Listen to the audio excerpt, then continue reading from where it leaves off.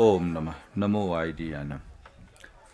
आज आप सब लोग बड़े प्रमोदित दिखाई पड़ रहे हैं, है ना? खुश है ना? खुश क्यों है? खुश क्यों है? आप कह रहे झारखंड की भूमि में प्रवेश हो गया। निश्चित रूप से झारखंड की धरा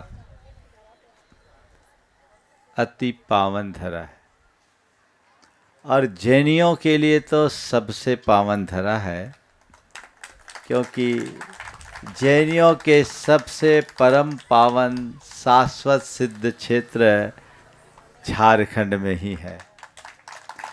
हर जैनी एक बार ये भाव रखता है कि हमें कम से कम सम्मेद शिखर की वंदना का सुयोग एक बार प्राप्त हो। इसलिए इस अर्थ में अगर कहा जाए तो झारखंड का प्रवेश सबके लिए हर्षित करता है। लेकिन बंधुओं, मैं आप सबसे कहूँगा, ये बाहर का प्रवेश ज़्यादा अर्थपूर्ण नहीं है। असली प्रवेश भीतर का है।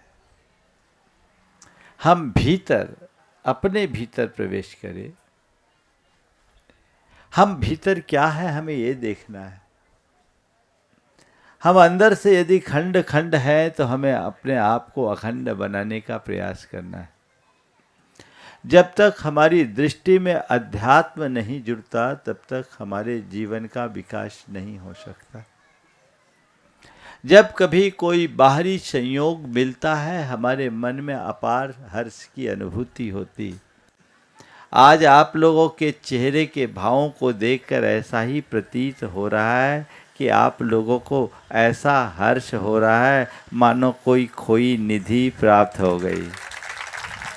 आज मैं देख रहा हूँ रांची पूरी तरह से उल्लसित है ना? थोड़ा रांची वाले जोर से बजाते दो। लेकिन रांची ही नहीं, आज पूरा झारखंड दिख रहा है। रांची के बाजू में रामगढ़ है, उसके पीछे हजारीबाग है, इधर कोडरमा है, सरिया है, गुनायतन है और इधर साडम गोमिया पेटरवार है। ये पूरा, और डाल्टनगंज है और गिरिडीह तो है ही। ये सब आकर के यहाँ उपस्थित है और पूरा गुनायतन, हाँ धन्यवाद, हाँ धन्यवाद भी सब है। गया बिहार की बात आ रही ना, सब आकर के आज उपस्थित है। छत्तीसगढ़ वासियों में भी उल्लास, और आज दिल्ली भी यहाँ है, जयपुर भी यहाँ है, आगरा भी यहाँ है। सारा भारत, हर तरफ से लोग यहाँ एकत्रित है। ये जो आप लोगों की उपस्थिति यहाँ दिख रही है, ये उपस्थिति आपके भीतर की श्रद्धा भावना की अभिव्यक्ति है। कोई भला इतनी दूर चलकर क्यों आएगा? क्या पड़ी है? महाराज आ रहे, अब तो आ ही दिया है कठा जासी, ऐसा तो नहीं है। आई सी कठा जासी नहीं, महाराज आ कोनी रिया, माना लानो है, माना ले रानो, यही है ना भाव। और इस बार तो मैंने ये महसूस किया कि रांची वालों ने पूरी तरह से कमर कस लिया है। यद्यपि रांची जाने का अनेक बार योग बना है और दो पंचकलानक भी पहले हुए हैं, लेकिन पिछले प्रवासों की तुलना में इस बार का प्रयास कुछ अधिक दिख रहा है। और न केवल प्रयास दिख रहा है, आप लोगों का उल्लास भी दिख रहा है। बस मैं यही आप सबसे कहना चाहूँगा, ये उल्लास उत्तरोत्तर बढ़ना चाहिए। आपकी प्यास गहरी है, इसे और गहरी बनना चाहिए, बनाइए। अभी एक अच्छा निमित्त आप सबके लिए मिला है पंचकल्याणक प्रतिष्ठा का। ये पंचकल्याणक प्रतिष्ठा पूरे प्राणों से जुट करके आपको संपन्न करना है। ये योग देखिए बहुत कम समय में 500 किलोमीटर की दूरी पूरी हो रही है और हम लोग तो सोच रहे थे कि एकदम नेक टू नेक है, जितनी गेंद उतने रन बनाने हैं, लेकिन फिर भी आराम से हमारा काम चल रहा है और मौके पर 2-4 छक्के भी चल पड़े हैं और काम बहुत अच्छे से इत्मीनान से, और प्रकृति भी बहुत अनुकूल बनी। हम लोग यहाँ आए। आज गुनायतन पूरी तरह से यहाँ उपस्थित हुआ है, पूरी कमेटी यहाँ उपस्थित है, अशोक जी, एनसी जैन और पूरी टीम यहाँ आज पूरी गुनायतन के साथ खड़ी है। वो निवेदन के लिए आए हैं कि महाराज गुनायतन चलिए। मैं समझता हूँ ये औपचारिक निवेदन है, भावना है। आप लोगों ने एक बड़ा संकल्प लिया, बीड़ा उठाया, तो उसे पूरा तो करना ही है। और ये बात सत्य है कि इस बार का ये जो बिहार, उसका प्रधान कारण गुनायतन है। लेकिन बिहार झारखंड में एक कहावत है कि गेहूं को पानी पटाने पर भतुआ को पानी अपने आप मिल जाता है ना।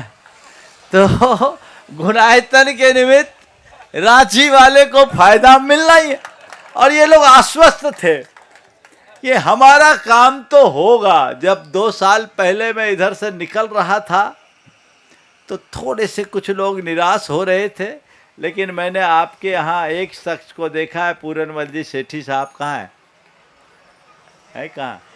हाँ, पूरन जी आगे आ जाओ। 80 वर्ष की उम्र होने को है, लेकिन इनका उत्साह, और मैं कहूँगा एक बार जोरदार इनका अभिनंदन करें। बड़े सकारात्मकता और आत्मविश्वास के धनी। इन्होंने कहा महाराज आप जाइए, आप लौट कर आएंगे, गुनायतन के पहले हमारा काम होगा और तब तक हम सब करा कर रहेंगे। लग करके चले हैं। ये बहुत अच्छा संयोग बना है, आज यहाँ आने का संयोग बना। इस सीमा से हम निकले, आए पहली बार। पिछली बार जब निकले थे तो पूरा छत्तीसगढ़ शानदार तरीके से स्वागत किया था, और आज पूरा झारखंड नहीं, पूरा देश यहाँ उमड़ा है और आप लोगों ने उस श्रद्धा भक्ति का परिचय दिया है। निश्चित ऐसी भावना उत्तरोत्तर बनी रहनी चाहिए, बढ़ते रहना चाहिए। अब रांची वालों, तुम लोगों की जिम्मेदारी बढ़ गई है, पंचकल्याणक नहीं है, गुनायतन के पंचकल्याणक का प्रशिक्षण है। लग रहा है वहाँ भी राजधानी वालों को तो पूरे जिम्मेदारी के साथ लगना पड़ेगा। तो अभी से लग जाइए, इस पंचकल्याणक को समझिए। आज से ही हमारा पंचकल्याणक शुरू हो गया है, चाहे युवा वर्ग हो, चाहे महिला वर्ग हो और समाज। अब आप लोगों को पात्रों का चयन करना, अभी से मन बना लीजिए और जिसको जो करना है अपनी तैयारी कर लीजिए। कल मुझसे कह रहे थे महाराज पात्र चयन हो जाए जल्दी तो लोग रिश्तेदारों को बुला लेंगे। मैं कह रहा हूँ जिनको पात्र बनना अभी से रिश्तेदारों को बुला लो, ठान लो बनना है। अपना कॉन्फिडेंस वीक क्यों करें? मौका मिलेगा कि नहीं मिलेगा? मिलेगा नहीं, मौका लेकर रहना है, ये भाव जगाओगे तो लाभ मिलेगा। और एक बात ध्यान रखना, पैसों से तुम्हें पात्र बनने का मौका नहीं मिलेगा। जब तक तुम्हारा पुण्य प्रबल नहीं होगा तब तक पात्र बनने का सौभाग्य नहीं मिलेगा। इसलिए अपने पुण्य भावों को जगाइए और ये लाभ अच्छे से उठाइए। ये प्रयास आप लोगों का होना चाहिए। आज एक सहयोग बना, आरिका संघ भी यहाँ उपस्थित है। मुझे तो आश्चर्य है कि इतनी जल्दी आ गई। इनकी गाड़ी मुझे पता है, लेकिन इन्होंने जिस रफ्तार से बिहार किया, लगातार 3 बार 14-14 किलोमीटर चल कर के आए। इतना तो मैं नहीं चलता। 42 किलोमीटर की यात्रा अनवरत नहीं, हमें महाराज की अगवानी करनी है। तो हमने कहा चाहते तो हम 1 घंटा पहले आ जाते, आप लोगों को भरपूर प्रवचन मिलता, पर मैंने सोचा उस प्रवचन से बड़ा ये प्रवचन है। वो इतनी दूर से चल कर आ रहे हैं तो हम लोग थोड़ा इत्मीनान से आए, धीमी गति से आए। आज इन सब का बहुत भाव है और भाव की ही पूर्ति करने के लिए हम उपस्थित हैं। आज के संदर्भ में मैं आप लोगों से 4 बातें कहूँगा जिसे अपने जीवन में स्थायी रूप से अंकित करना है। वह है श्रद्धा, समर्पण, सेवा और साधना, इसे अपने जीवन का अंग बनाइए। अपने अंतरंग की श्रद्धा को प्रगाढ़ बनाइए। समर्पण भीतर से जगाइए, बाहर से नहीं। देव गुरु धर्म के प्रति श्रद्धा हो, देव गुरु धर्म के प्रति समर्पण हो और देव गुरु धर्म की सेवा का संकल्प हो। जब आपके हृदय में ये श्रद्धा, सेवा और समर्पण का भाव जगेगा तो वही आपकी जीवन को साधना के मार्ग पर आगे बढ़ाएगा। जब तक गृहस्थ हो, श्रद्धा, सेवा और समर्पण से जुड़े रहो। जब निवृत्ति की ओर आओ तो साधना में आओ। हम लोगों का मार्ग साधना का मार्ग है, आपका मार्ग श्रद्धा, सेवा और समर्पण का मार्ग है। इसे लेकर के चलेंगे, इसी में हमारे जीवन का उत्कर्ष है। ये मनुष्य जीवन बहुत दुर्लभता से प्राप्त हुआ है, इसका हमें सदुपयोग करना है। क्या पता कब किसके जीवन की कहानी खत्म हो जाए, आजकल तो पता ही नहीं लगता, अगले पल का भरोसा नहीं। इसलिए जितना जीवन हमें मिला है उस जीवन का सही उपयोग करें, अपने उत्साह को बढ़ाए रखें। समय काफ़ी हो गया है, दूसरा समय भी है, इसलिए अभी मैं विराम लूँगा। आप लोगों की जो औपचारिक भावनाएं हैं हम लोग सामायिक जल्दी करेंगे और सामायिक के तुरंत बाद शंका समाधान का सत्र करेंगे। और आज चूँकि आर्यिका संघ भी मिला है, चलकर आया है, आज का रात्रि विश्राम हमारा यहीं होगा। और आपके रांची में 28 तारीख को प्रातः हमारा प्रवेश होगा। 27 का अनुकूल नहीं है, चाहते तो 27 को जा सकते थे, लेकिन हम 27 अवॉइड करेंगे। 28 तारीख को प्रातः आप अपनी पूरी तैयारी कर लीजिए और कल सुबह से 28 तारीख तक के सारे कार्यक्रम आपको दोपहर में बना करके बता दिया जाएगा, जो इन लोगों ने बनाया है। अपनी पूरी तैयारी कीजिए। महावीर जयंती है और पंच कल्याणक है रांची का कि ये दूसरी महावीर जयंती होने हैं और तीसरा पंच कल्याणक होना है।